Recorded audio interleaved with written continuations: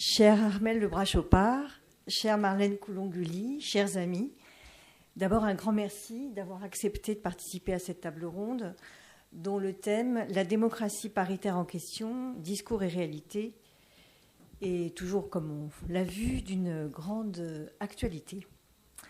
Alors je vais redire des choses, enfin tout a été à peu près dit dans les interventions précédentes. La période électorale que nous venons de traverser a accouché d'un résultat contrasté. Ça a été dit par Madame Sylvie Pierre-Brossolette. S'il y a plus de femmes candidates, elles sont moins nombreuses à avoir été élues députées. Et ça a été dit aussi que c'est souvent qu'elles sont investies par leur parti dans des circonscriptions plus difficiles à gagner. Et si on voit le verre à moitié plein plutôt que le verre à moitié vide, on peut aussi dire quand même que c'est pour la première fois dans l'histoire de la République française, une femme a été donc présidente de l'Assemblée nationale, dont le bureau est composé quand même, pour la première fois également, de plus de femmes, puisqu'il y en a 12 que d'hommes, et avec 5 vice-présidentes sur les 6. Donc c'est quand même une avancée, même s'il y a 2 questeurs sur 3, donc qu'une seule femme.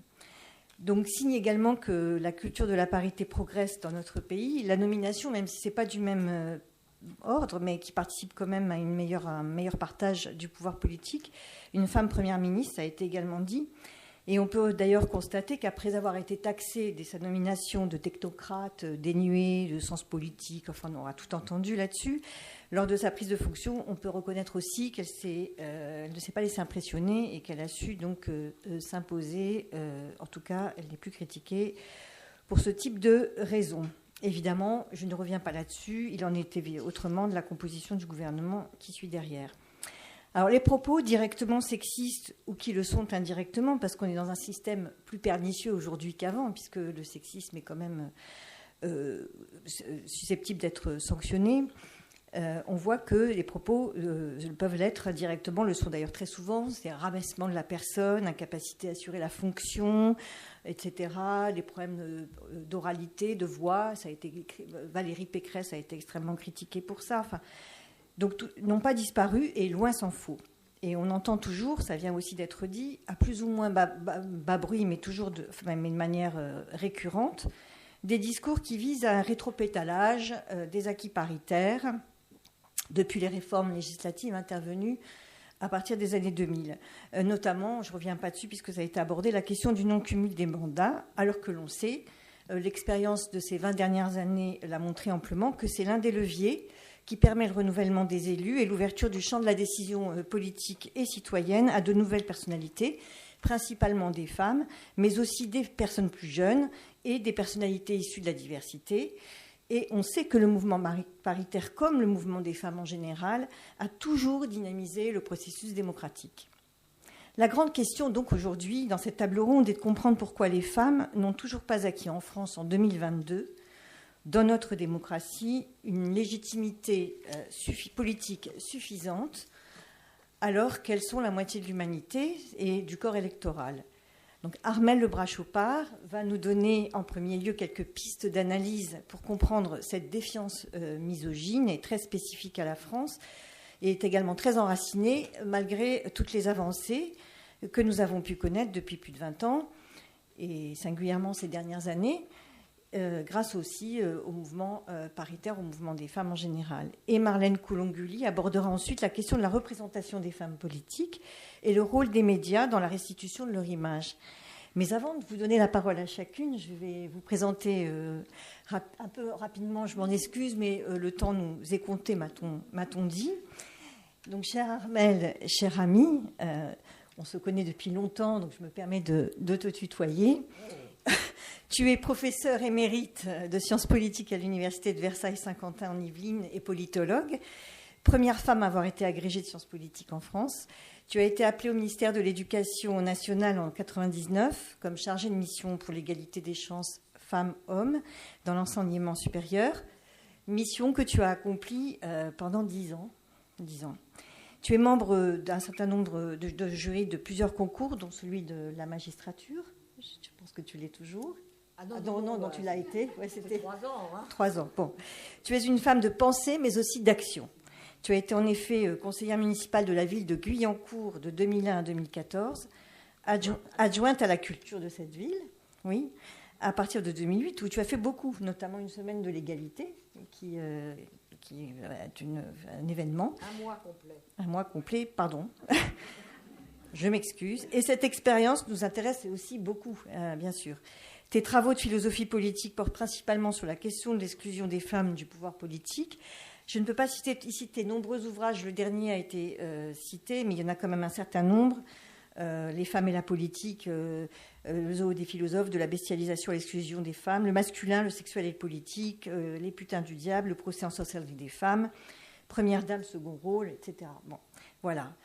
Donc, je vais présenter également Armelle pour la fluidité de la conversation ensuite de l'échange. Marlène, pardon, excusez-moi. Armelle, Marlène. Et ensuite, je passerai la parole à Armelle, voilà, et ensuite à vous, chère Marlène. Vous êtes professeure émérite en sciences de l'information et de la communication à l'université Toulouse 2 Le Mirail, agrégée de lettres modernes, ancienne élève de l'école normale supérieure de Fontenay-aux-Roses. Parmi les nombreuses fonctions que vous avez exercées, on peut citer la direction des presses universitaires du Mirail, au sein desquelles vous avez créé et dirigé la collection Les mots 2.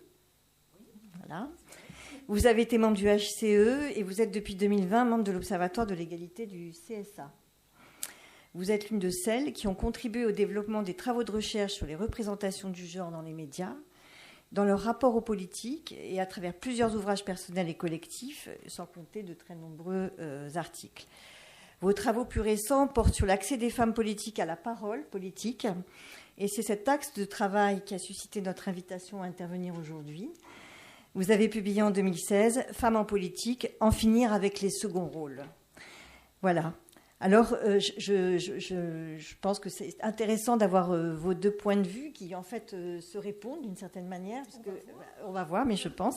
Et je vais laisser la parole maintenant à Armelle de Bras-Chopard.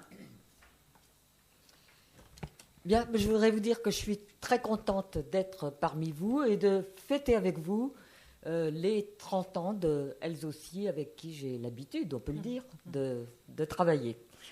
Alors, moi, je vais revenir aux racines du mal et du mal pour éclairer les difficultés à obtenir une vraie parité.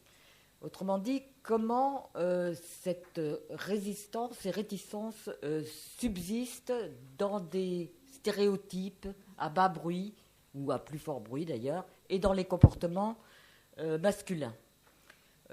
Autrement dit, je vais revenir sur les discours qui semblent anciens, mais comme je viens de vous le dire, ça circule toujours d'une façon souterraine, sur les discours qui tendent à accréditer l'idée que la femme n'est pas tout à fait aussi humaine que l'homme, puisqu'elle n'est pas un homme.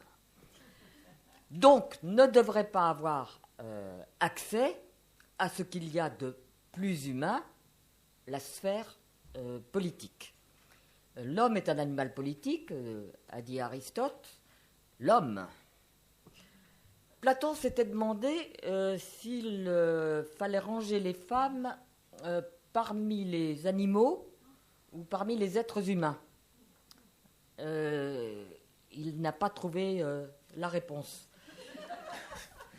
Donc c'est resté un point d'interrogation.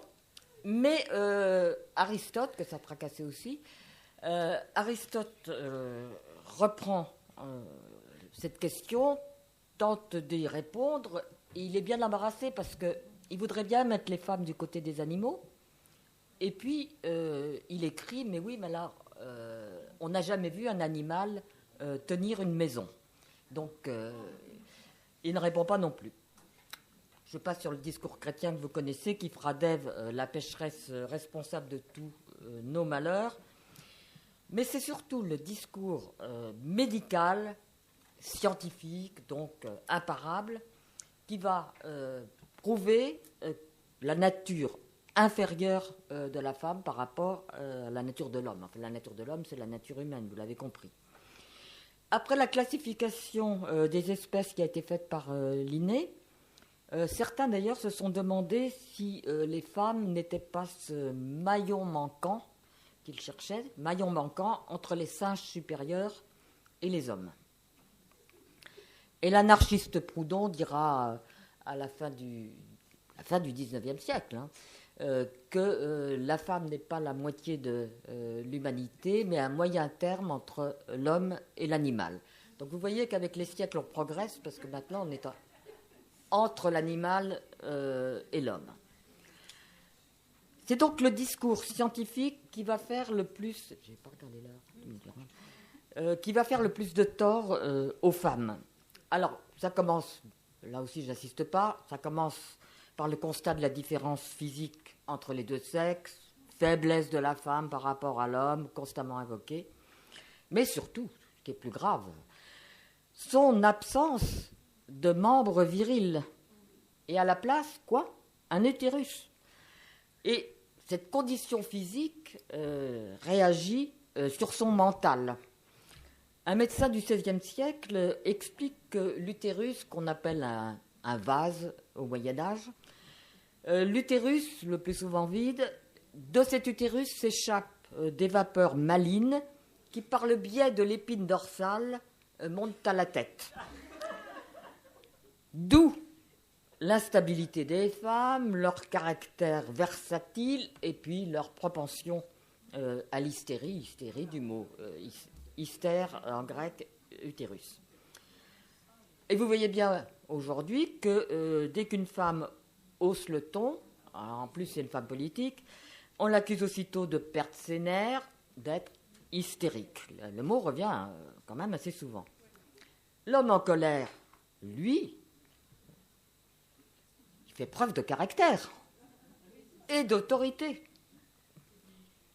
Alors, avec la relation entre le physique et le moral, ce qui est le titre d'un livre d'un médecin du XIXe siècle, eh bien, l'utérus, qui est un vase, qui est creux, à cet utérus répond la tête, qui est aussi, elle, très très creuse. D'autant qu'avec les nouveaux progrès de la physiognomie, etc., on a découvert que le cerveau des femmes, il était plus petit que celui des hommes. Sauf que le cerveau d'Anatole France, qu'on a pesé après sa mort, il était plus léger que le poids moyen d'un cerveau d'homme. Voilà. Enfin, équivalent ou même moins qu'une femme. Donc la femme est imbécile. Alors, prenons le mot dans son sens originel. Imbécile, ça vient du latin becillus, qui veut dire bâton, et qui donne en français, par exemple, béquille. Hein. Donc la femme est A privatif, elle est sans bâton, elle n'a pas le membre viril. Donc elle est imbécile. Puisqu'elle est imbécile et qu'elle n'a pas le membre viril, elle est aussi imbécile dans la tête. Alors, à défaut d'être complètement idiote, on lui accorde quand même une certaine intelligence à la femme, parce qu'on ne peut pas faire autrement. Mais évidemment, elle va être moindre que celle de l'homme. C'est une intelligence pratique, concrète, portée sur le particulier, sur le détail. Et tout ça, c'est Kant qui nous explique qui disent que ce sont quand même des qualités. Hein, parce que les hommes ne pourraient pas s'occuper de ces petites choses. Et donc, elle ne voit pas plus loin que le bout de son nez. Elle est incapable d'accéder à la généralité, à l'universel. Donc, vous imaginez comment pourrait-elle participer à la confection des lois qui exigent tout de même une certaine hauteur de vue. Et quand elle essaie de faire comme les hommes, d'apprendre, d'étudier, eh bien, c'est très très mauvais pour sa santé. Hein. Donc c'est véritablement par charité, par compassion, que les hommes ne le conseillent pas du tout à une époque. Et vous avez un révolutionnaire, Sylvain Maréchal, quelqu'un qui a participé à la conjuration de Babeuf, hein, qui rédige en 1801 un projet de loi portant interdiction d'apprendre à lire aux filles. Alors je ne vous dis pas tout ce qu'il y a dedans, c'est à mourir de rire ou pas. Et il raconte par exemple cette histoire absolument dramatique de cette jeune fille qui a cherché à apprendre les langues. Eh bien, elle en est morte. Plus proche de nous, et puisqu'il y a des normaliennes ici, en 1929, Célestin Bouglet se montre hostile à la fusion des écoles normales supérieures de filles et de garçons, et il milite pour le maintien à Sèvres des filles. Pourquoi ? Parce qu'on va leur donner des enseignements appropriés qui exigent une moindre tension cérébrale que les enseignements qu'on donne aux garçons. Par exemple, pour les maths, il faudra quand même multiplication, soustraction, mais pas trop d'abstraction, parce qu'elle ne pourrait pas... non seulement elle n'y arriverait, en plus elle n'y arriverait pas. Hein, Donc, une femme, par nature, et parce que de toute façon elle ne peut pas étudier, n'a pas la compétence, vous voyez que ce mot revient souvent aujourd'hui, n'a pas la compétence pour siéger dans une assemblée politique. Mais enfin, la nature, qui n'est pas complètement injuste envers les femmes, leur a donné en compensation la beauté. Ça, c'est encore Kant qui nous explique tout ça. Mais alors, là, et si je vous en parle, c'est que c'est un véritable danger pour les hommes. La femme use et abuse de cet atout. C'est une séductrice. Et si je vous en parle, c'est que des femmes dans une assemblée politique, eh bien, elles vont tourner la tête des hommes qui ne pourront plus voter sereinement les lois. Alors, c'est sans commentaire, c'est véritablement un discours qui est tenu pratiquement déjà depuis Spinoza, qui ajoutait qu'en plus les maris allaient être jaloux, seraient jaloux, parce qu'il n'y a toujours pas de femmes. Et puis ça supposerait que c'est toujours les hommes qui votent les lois, alors que les femmes sont dans l'assemblée, dans ces assemblées politiques.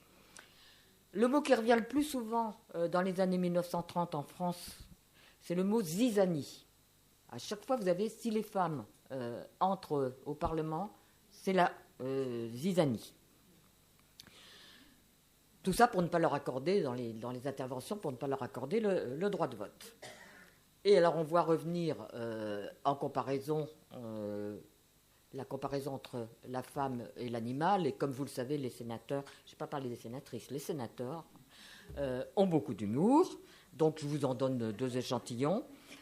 2 coqs vivaient en paix, une poule sur 20, et voilà la guerre allumée. Ou alors, ce jeu de mots, une femme au Sénat, si les femmes arrivent au Sénat, c'est sortir une poule de la basse-cour pour la mettre dans la haute-cour. Le général de Gaulle, qui a signé l'ordonnance de 1944, reconnaissant le droit de vote des femmes, il ne nous l'a pas octroyé. Hein. C'est une ordonnance qu'il a reconnue. Lui pense que les femmes sont un élément perturbateur en politique et il ne souhaite pas leur participation aux instances publiques beaucoup plus largement que les instances politiques, c'est-à-dire préfets, etc., le moins possible. Et les débuts de la Ve République sont effectivement catastrophiques pour les femmes qui désirent entrer en politique. Le nombre de femmes députées qui était déjà faible, un pic de plus de un peu plus de 6% sous la IVe République, chute comme celui des sénatrices, des conseillères municipales, etc. Je vais plus vite. 3 femmes ministres seulement de 1959 à 1969, une par gouvernement dans ces 3, et De Gaulle refuse les femmes comme conseillers. Tu me dis, j'ai plus de temps ? Plus beaucoup, non. Bon, alors je vais plus vite. C'est parce qu'en fait, on voudrait laisser un peu de temps oui. Pour la discussion. D'accord. Donc, oui, bon, on va aller vite. C'est parce que j'en ai rajouté au fur et à mesure. Donc, mais c'est vrai qu'il y a beaucoup à dire. Donc, non, simplement, en conclusion, rassure-toi. Les choses ont ensuite évolué doucement. Bon, on connaît l'histoire. D'abord au niveau du gouvernement où les femmes ont été introduites, mais elles ont été nommées et non pas élues, jusqu'aux lois dites sur la parité, dont on vient de rappeler la genèse et la suite. Les mentalités aussi ont évolué, mais donc il n'est plus politiquement correct de s'exprimer trop grassement dans des ou avoir des comportements sexistes, mais ils existent quand même. Alors simplement, il faut, au niveau des mentalités, bien mettre à jour les incohérences de ce discours masculin qui est toujours dans l'esprit de nombreux hommes, et un discours contradictoire. Tantôt la femme est définie par son utérus, c'est la mère, elle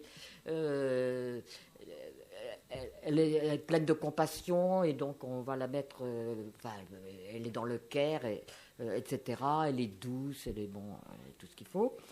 Et c'est une femme d'intérieur, puisque l'utérus est à l'intérieur du ventre, alors que les hommes exhibent fièrement leurs attributs sexuels comme des roses qui éclosent, dit-on au Moyen-Âge. Mais d'un autre côté, et c'est ce que je vous ai dit à l'instant, d'un autre côté, la femme, c'est aussi la séductrice, la femme fatale. Donc vous voyez, vous avez ces deux images et vous pouvez les avoir chez le même bonhomme et dans le même discours, la maman et la putain. Voilà.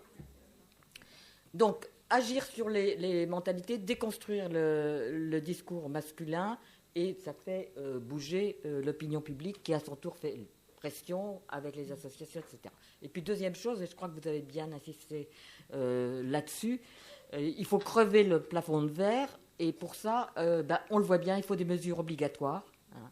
Des mesures obligatoires. On a vu par exemple qu'en 2001, quand la loi de 2000 s'est appliquée aux premières élections municipales pour la parité, pour les premières élections municipales, eh bien, les femmes se sont retrouvées en queue de liste et donc en position non éligible.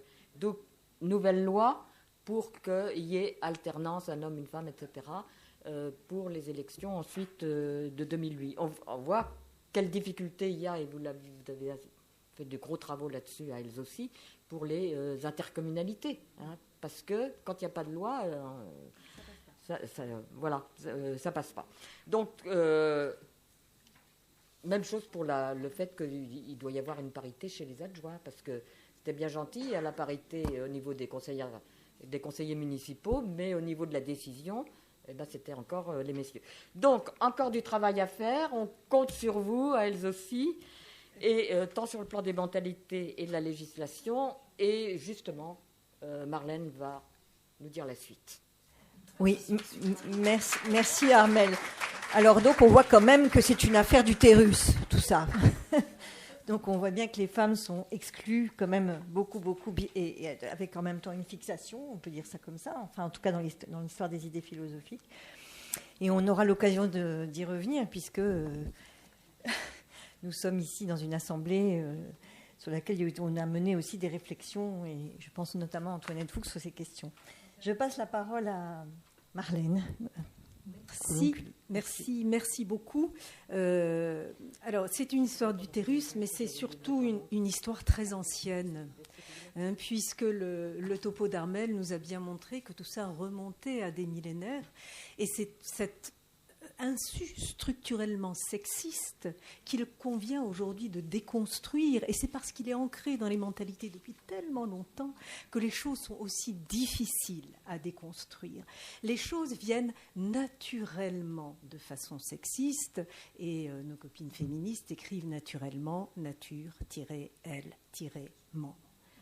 Et c'est précisément ce mensonge de la naturalité qu'il nous faut déconstruire. Alors, j'ai quant à moi choisi de travailler sur la question des médias concernant le problème de l'égalité homme-femme. Alors, première question, pourquoi travailler sur les médias quand on s'interroge sur l'absence d'égalité entre les femmes et les hommes? Eh bien, c'est parce que les médias sont, pour reprendre la formulation de Michel Foucault, des technologies de genre. Non, Michel Foucault n'a pas parlé de technologie de genre, excusez-moi. Il a parlé de technologie de pouvoir. Et c'est Teresa de Lauretis autre philosophe et féministe, qui parle, elle, de technologie de genre, c'est-à-dire qu'elle reprend le raisonnement de Michel Foucault et elle le poursuit. Ça veut dire quoi, des technologies de pouvoir? Eh bien, ça veut dire que les médias imposent des normes et des valeurs tout en prétendant n'en être que le reflet.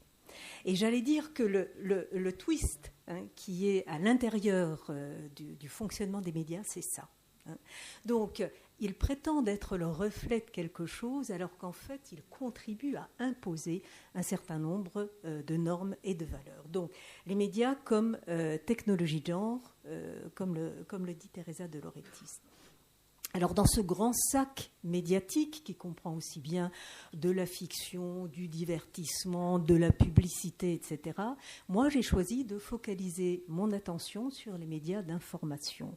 Pourquoi les médias d'information? Eh bien, précisément parce qu'ils se donnent comme le reflet de la réalité, comme le miroir du monde. Fort bien. Allons donc voir ce qui se lit dans ce miroir du monde que nous tendent les médias. Alors, reflet de la réalité, miroir du monde, le chat de Geluck, qui est une autre de mes grandes références en matière de philosophie, dit la chose suivante: quand les gens lisent le journal, ils croient apprendre ce qui se passe dans le monde. En réalité, ils n'apprennent que ce qui se passe dans le journal. Très juste. C'est-à-dire, qu'est-ce qui se passe dans le journal? C'est-à-dire ce qui se passe dans la tête des journalistes, porteurs, porteuses des stéréotypes de genre dont la société dans sa globalité, tu l'as bien montré, était elle aussi porteuse. Et ce sont les salles de rédaction, elles aussi, structurées par des rapports de domination sexuée et sexiste. Donc, quand on prend un journal, quand on prend un média, que ce soit la télévision, que ce soit la radio, que ce soit les médias numériques aujourd'hui, parce qu'ils n'échappent absolument pas à cette façon de fonctionner, eh bien, ce sont ces rapports de domination, ce sont ces stéréotypes sexistes, c'est cet insu structurellement sexiste de la société qui nous est renvoyé. Et je trouve la formulation insu structurellement sexiste particulièrement pertinent parce que très souvent, ces choses-là viennent, comme je l'ai dit tout à l'heure, naturellement. Et qu'il faut faire un gros travail pour déconstruire tout cela. Et les journalistes avec lesquels je suis assez régulièrement en relation et qui, pour un certain nombre d'entre elles, ce sont souvent des femmes, militent précisément pour qu'il y ait cette prise de conscience du sexisme dans les médias, se heurte très souvent à une espèce de... Alors, je ne sais pas ce qu'il faut appeler, c'est pas un plafond, c'est aussi le plafond, mais c'est surtout une paroi de verre qui est assez redoutable.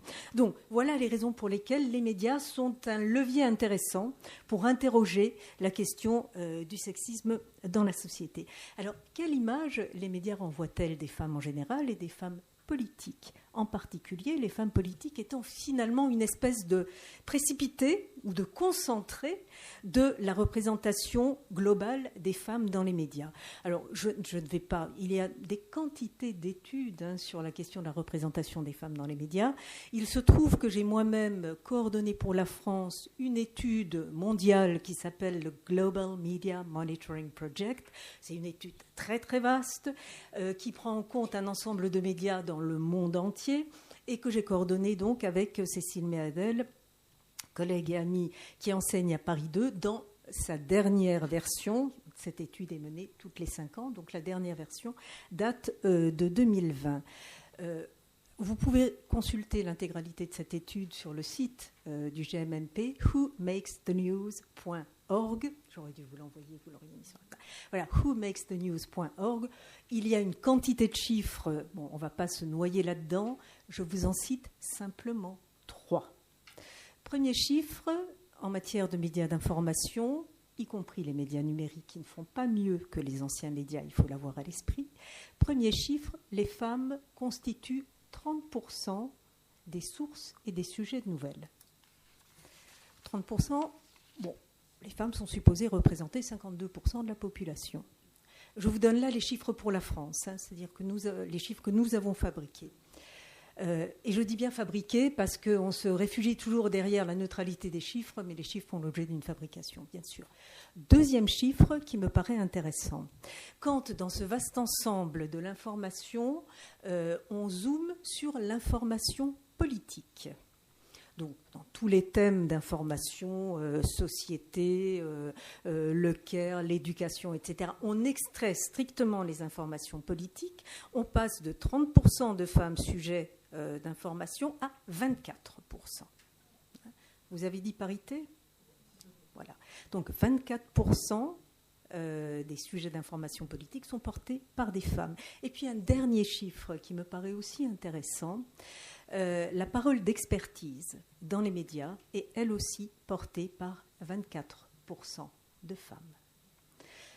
Ce dernier chiffre me paraît intéressant pour vous qui êtes en politique parce que l'expertise, c'est le savoir, l'expertise, c'est le pouvoir. Donc on voit bien le défi qui s'impose à vous en tant que femme politique pour pouvoir porter une parole d'autorité.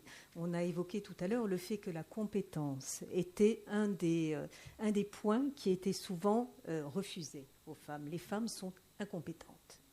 Et ça, j'y reviendrai un petit peu plus tard. Et voilà, la globalité de ces chiffres est extrêmement parlante. Si on les inverse maintenant, ça veut dire que 70% des nouvelles parlent des hommes, 76% des experts sont des hommes et 76% des politiques sont des hommes.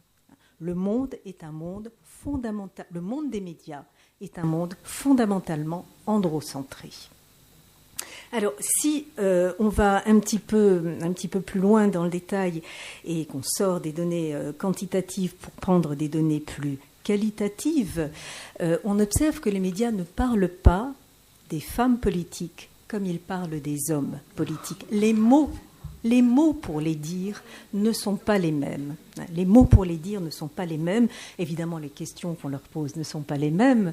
Je pense que vous avez toutes et tous pu consulter cette vidéo hilarante du collectif Sista qui consiste à faire interroger des entrepreneurs, hommes, de la même façon qu'on interrogerait des femmes d'entreprise, des chefs d'entreprise, notamment sur la morning routine. Franchement, c'est à se taper le cul par terre, c'est d'un drôle. Voilà. Donc, voilà, cette dissymétrie est absolument fondatrice et fondamentale dans la façon dont les médias parlent des hommes et des femmes. Les femmes, alors là, je vais un petit peu plus vite parce que ce sont des choses qu'on connaît bien. Les femmes sont très souvent assignées à paraître, à l'apparence, donc les vêtements, etc., description de toutes ces choses-là. Lors de la dernière présidentielle, Valérie Pécresse a été décriée parce qu'elle était botoxée. Si elle n'avait pas été botoxée, je pense qu'on aurait critiqué ses rides exactement de la même façon. On a longuement parlé du régime qu'avait entrepris Marine Le Pen, qui a perdu 12 kilos. Si elle ne les avait pas perdus, je ne sais pas ce qu'on aurait dit non plus. Donc on voit aussi ces injonctions contradictoires qui sont au cœur de la représentation des femmes. Faites quelque chose pour ressembler à la femme et on vous critique. Ne le faites pas et on vous critique aussi. Et ne faites rien pour être dans ces injonctions à apparaître et on vous critiquera encore. Donc voilà, ces injonctions contradictoires sont aussi au cœur du système de représentation des médias. Donc les femmes sont aussi bien plus que les hommes assignées aux relations familiales. Et quand il est fait référence par exemple pour un homme à ses qualités de père de famille, ça ne fonctionne pas de la même façon pour les femmes. Quand on interroge une femme sur le fait qu'elle a des enfants, qu'elle a une famille, ce qui est sous-jacent, c'est comment fera-t-elle pour rendre compatible son engagement professionnel et ses engagements familiaux, alors que pour un homme, ça ajoute à son humanité.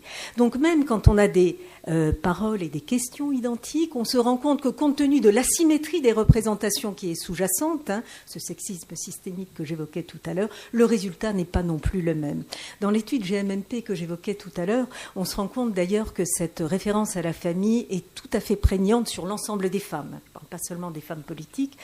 Dans cette étude, on voit que les femmes sont femmes de, filles de ou épouses de. C'est-à-dire qu'elles sont beaucoup plus massivement que les hommes condamnées à une forme d'hétéronomie. C'est toujours dans le rapport à l'autre qu'elles sont évoquées, alors que les hommes, eux, sont évoqués dans leur pure autonomie. Donc là encore, on voit qu'il y a des entrées massives qui rendent difficile l'inscription des femmes en politique comme sujet pensant, sujet autonome, etc. Bon, la question du prénom, il faut terminer, c'est ça ? Ça va, mais c'est très Bon. intéressant. Mais c'est Donc, pour mes collègues, parce qu'il y a une autre table ronde Ok, après. je vais Oui, vite. oui, mais moi j'irai très vite parce que j'ai pas beaucoup de choses à dire, donc c'est très intéressant, Marlène. Oui. J'arrive beaucoup plus vite. Donc, la question des prénoms, ça aussi, hein, on l'a bien connu, notamment pour les femmes politiques racisées. C'est Najat, c'est Rachida, etc. Donc, notamment pour les personnes racisées, mais globalement pour l'ensemble des femmes politiques. En 2007, quand on a sorti le slogan Sego-Sarko, je m'étais dit, ouf, elle était déjà mal barrée, mais alors là, bon. Le prénom, pourquoi est-ce que évoquer une femme par son prénom, hein, c'était Valérie et Marine. Marine Le Pen ayant bien sûr instrumentalisé cette propension des médias à appeler les femmes par leur prénom. Pourquoi est-ce que c'est embêtant ? Parce que le prénom, finalement, ça assigne la femme à un ensemble domestique et privé. Finalement, la femme, ça devient the girl next door. C'est la bonne copine. En revanche, obtenir une autorité publique au-delà de ce cercle privé est beaucoup plus problématique par le prénom, en tout cas dans nos sociétés qui sont des sociétés formelles. Je ne parle pas des pays d'Amérique latine où l'informalisation est beaucoup plus forte et on parle de Lula sans que ça porte atteinte à sa légitimité. Le surnom, là aussi, les femmes sont beaucoup plus que les hommes typifiées par des surnoms. Je pense à Taubira, passionnariat du mariage pour tous, égérie du mariage pour tous. Marine Le Pen, la Valkyrie, hein, dans la dernière campagne. On a parlé aussi de la Vierge Rouge. Alors ça, c'était antérieur. C'était pour Ségolène Royal, pour Arlette Laguillet. Ségolène Royal, c'était la Madone. Et lors de la dernière campagne, Sandrine Rousseau était Greta Thunberg ménopausée. Alors là, on est davantage dans l'antonomase que dans le surnom, mais la réalité est quand même là. Et on se rend compte que ce soit dans ce Greta Thunberg ménopausée, que ce soit dans la Madone, la Vierge Rouge, etc., la question de la sexualisation et de la sexualité est toujours au cœur des surnoms qui sont donnés aux femmes. Les hommes aussi sont surnommés, mais la question du surnom n'est pas sexualisée. Hein, c'est le capitaine de pédalo, c'est Culbuto, etc., Napoléon. Mais la question de la sexualité n'est pas au cœur de la représentation. Et je pense qu'on est toujours là dans ces assignations sexuées qui ont été identifiées aux femmes depuis le début. Alors, le vocabulaire est différent. Un homme a de l'autorité, une femme est autoritaire, voire cassante, voire Elisabeth Borne. Il a du caractère quand elle a mauvais caractère, voire Elisabeth Borne, encore. Hein, j'ai fait une petite revue de presse avant de venir, j'ai pris toutes les descriptions d'Elisabeth Borne, c'était à peu près ça. Il a le sens de l'initiative quand elle est imprévisible ou incontrôlable. Il a de l'ambition quand elle est ambitieuse. Quand il reconnaît ne pas savoir, il est honnête. Elle est incompétente. Bien entendu.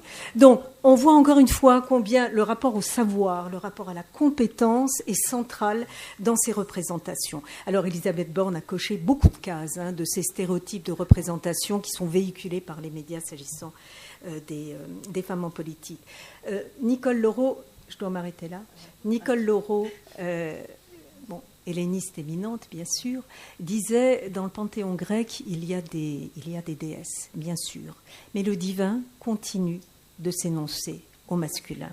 Et très souvent, je me demande si, en politique, il y a des femmes politiques, mais le politique ne continue-t-il pas à s'énoncer au masculin ? Et alors, votre défi à vous, notre défi à nous, collectifs, c'est précisément de surmonter cette contradiction. Alors, je suis hyper frustrée parce que ma troisième partie, la plus importante, vous savez, dans tous les topos, portait sur l'accès des femmes à la parole publique, qui est l'objet de mon dernier livre que j'ai adoré écrire, sur lequel j'ai adoré enquêter. Je vous en donne le titre, je compte sur vous pour aller le lire, bien sûr. Ça s'appelle « Sexisme sur la voie publique », voix VOIX, bien sûr, femmes, éloquence et politique. Et on voit, là encore, ce qui se cristallise au niveau de la parole publique, y compris au niveau de la matérialité vocale, où la voix des femmes ne va jamais. Elle est toujours trop, elle est trop peu, parce que les femmes sont de trop dans cet univers politique. Merci. Merci beaucoup à toutes les deux, c'était absolument passionnant.